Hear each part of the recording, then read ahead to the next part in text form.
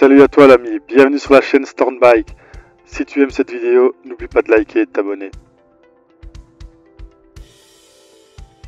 À travers cette vidéo, je vais te faire découvrir mon road trip moto direction la Corse. Donc assieds-toi, regarde, prends ton café comme d'habitude, profite. Je démarre de Belgique pour aller prendre le ferry à Toulon. Donc ça va être un itinéraire de 2 jours. Je vais m'arrêter une nuit à l'hôtel pour reprendre le lendemain la route restante. Comme tu peux voir, je démarre dans un temps de vrai belge, donc sous la pluie, car nous en Belgique c'est souvent ainsi.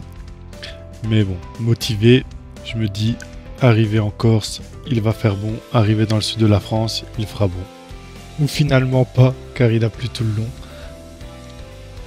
Je fais un petit arrêt dans un hôtel non loin de l'autoroute pour éviter de perdre trop de temps, sachant que j'ai quand même le temps vu que le ferry est à 19 h le lendemain. Et voilà enfin le jour J. Donc ici, une petite portion d'autoroute et de ville avant d'arriver sur le port de Toulon. Je surveille bien mes mails en cas que j'ai un message du ferry pour une annulation. Ouf, tout a l'air de bien aller, là j'arrive au port. Donc maintenant comment ça va se passer, c'est ma première fois, un peu perdu. Donc au final rien de spécial, vous vous arrêtez, on va vous demander votre réservation, soit en format papier ou via GSM.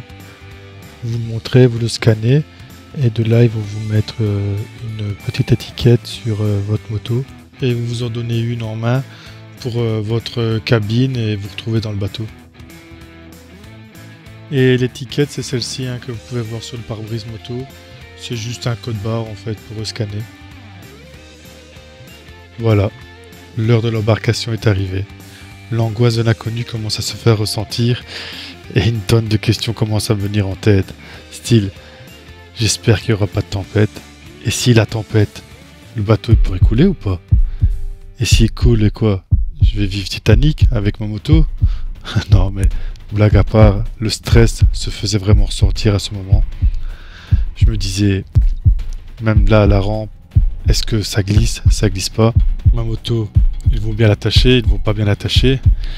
C'est moi qui l'attache ou c'est eux qui l'attachent? Toutes ces questions qui me venaient en tête. J'en venais aussi à me poser la question si j'arriverais à passer en dessous de ce pont, car j'étais avec un casque modulable qui était ouvert. Mais au final, tout était ok. Donc ce que je vous conseille, c'est quand même de monter assez doucement parce que par moments ça glisse quand même légèrement. Faire attention aux petits plots que vous voyez jaunes, parce que ça peut vous déstabiliser. Ici, donc je suis leur directive, c'est eux qui nous guident, en sachant qu'ils vont essayer de vous serrer le plus possible. Donc quand tu vas arriver, il va essayer de te mettre le plus possible à côté de celui en face, à côté de celui de derrière, et au final vous allez voir que les voitures sont parfois même à 5-6 cm de vous, quoi. Ici, malheureusement, là-bas ils collent, comme vous pouvez voir, et quand on les écoute vraiment, voilà ce qui arrive. Heureusement, pas trop de dégâts à la moto. Ils vont vouloir que tu pars, que tu gardes ta moto là, et que c'est eux qui l'attachent. Mais voilà, moi j'ai essayé quand même de pas trop me coller à ceux d'en face. Après, quand vous les écoutez pas, ils sont pas fort contents. Sinon, ils restent assez sympas, ils sont compréhensibles, mais quand même... moi je reste à côté de ma moto, quoi. Il y en a, ils laissaient la moto là. Mais moi, non. J'ai voulu... la voir quand on l'a attaché, j'ai même essayé d'attacher moi-même, quoi. Mais... Important aussi, prévoyez une serviette ou un essuie, voyez, pour que quand il l'attache, la sangle ne griffe pas votre moto. Quand je parlais d'être serré, je vous laisse voir par vous-même. Ici, honnêtement, l'aller, ça a été. Le retour, les personnes n'arrivaient pas à ouvrir leurs portes, tellement on était serré. Et voilà, enfin l'arrivée sur cette belle île de Corse. Là, je suis content, tout s'est bien passé, aucun souci. Maintenant, je pense juste à mon itinéraire et voir pourquoi on appelle l'île de beauté, que j'ai vite compris d'ailleurs. Et là, vous avez le Corsica Linea, donc c'est un ferry d'une compagnie française, tandis que moi j'ai pris le Corsica Ferry. Donc là, c'est vraiment une compagnie italienne. D'ailleurs, avant de partir chez toi, je vérifie quand même sur les 2 sites, parce que parfois il y a quand même des différences de prix vraiment importantes. Donc en gros, moi je pense que ça m'avait coûté avec une couchette, hein. Donc parce que je suis arrivé à 19h, j'ai fait la traversée de nuit pour arriver à 7h au matin. Donc une moto, une personne, ça m'avait coûté environ 300 € pour la traversée. Aller-retour.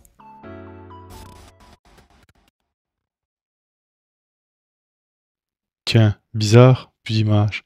Ah, je vois le souci. Tu n'as pas liké ma vidéo et tu t'es pas abonné.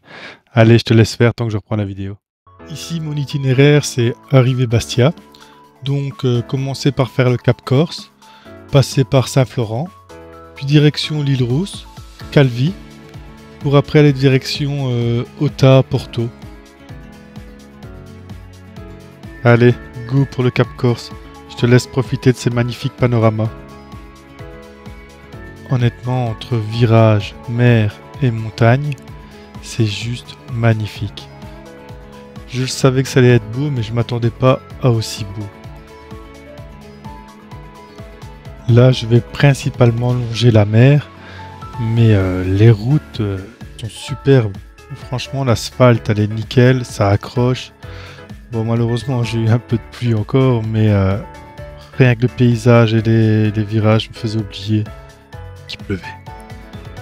Après, ça va, j'ai pas non plus les grosses pluies démotivantes, tout ce qu'on a juste envie de rentrer. Il y a aussi énormément de routes de ce genre, avec des petits villages, avec quelques habitants, parce que c'est vraiment, parfois il y a une dizaine de maisons. Mais ça reste des petits villages vraiment typiques de Corse, avec les vrais Corses, c'est top. Après, moi, je suis plus style à aller dans des plus petits villages où il y a moins de personnes ou tout. Pour vous donner un exemple, je suis passé sur l'île Rousse juste après, mais trop de touristes, trop de gens, trop de circulation. Je suis pas trop fan, donc je suis pas resté longtemps.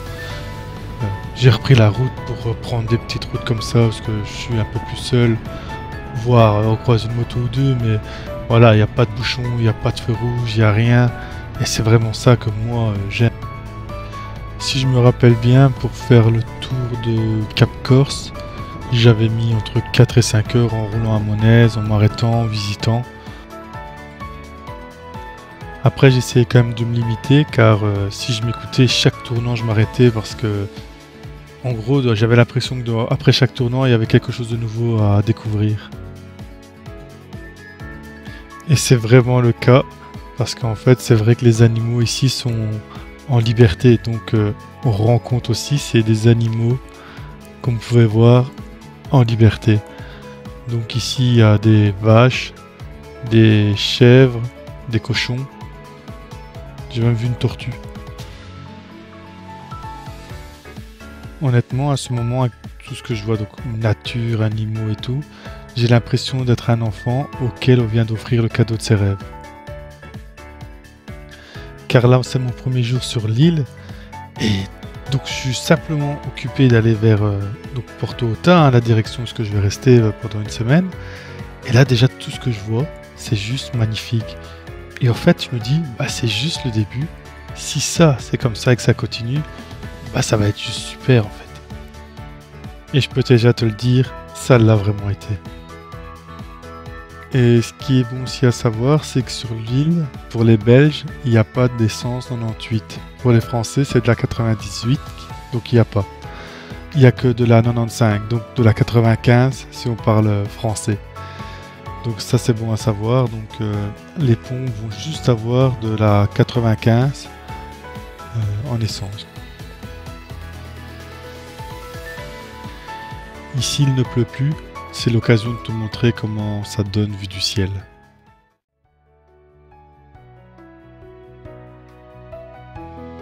Si tu veux, dis-moi en commentaire ce que tu penses de ce type de paysage. Moi je trouve ça juste magnifique, je m'en lasserai jamais.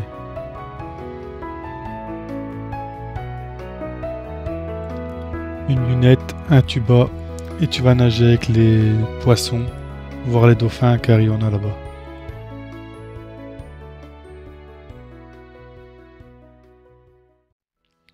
Allez, je reprends la route. Je vais quand même essayer de respecter le planning du jour. Si tu viens sur l'île, donc je te conseille vraiment de mettre dans ton itinéraire le Cap Corse. Comme tu peux voir, c'est magnifique. Après, ça serait dommage de venir et de pas le faire.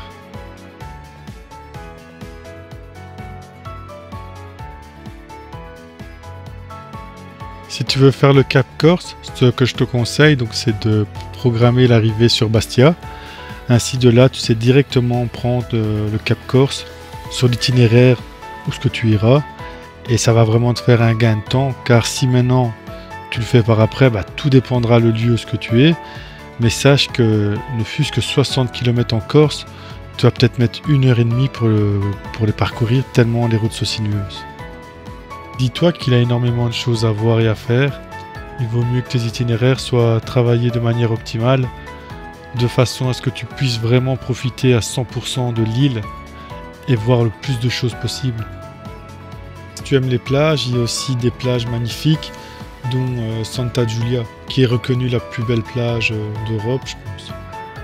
Voilà, cette première partie de mon voyage en Corse touche à sa fin. Tu connais la formule, si tu as aimé, tu me likes, tu t'abonnes si tu ne l'es pas. Au moins, ça me montre si ce que je fais plaît ou pas. Et donc, je te remercie. Rendez-vous à la deuxième partie de ce voyage. Tu peux me laisser un commentaire si la vidéo t'a plu. Tu peux m'en laisser aussi un si elle t'a pas plu. Et me dire le pourquoi afin que je puisse m'améliorer.